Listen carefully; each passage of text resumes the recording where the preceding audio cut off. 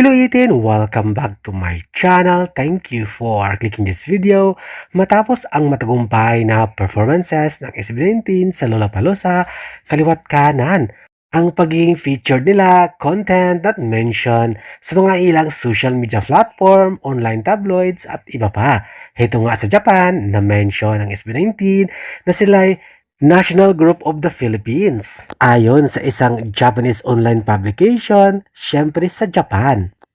All-out support talaga ang Japanese 18 sa ating mahalima. Super excited sila na mapanood lahat ng performances ng ating SB19 ngayong Summer Sonic sa Osaka at Tokyo, Japan. Samantala, headline naman at content ang ating mahalima sa Fox News sa kanilang social media platform na kung saan proud sila at bandera na crowd talaga at napakaraming dumagsa ng mga American 18, mga ibang lahi, mga Filipino sa Lollapalooza stage na alliance na kung saan dagsa at balitang nakahatak ng maraming tao o festival goers ang SB19 habang sila nag-perform.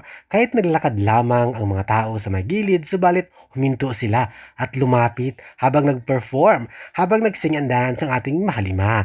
Kaya naman maraming salamat Fox News.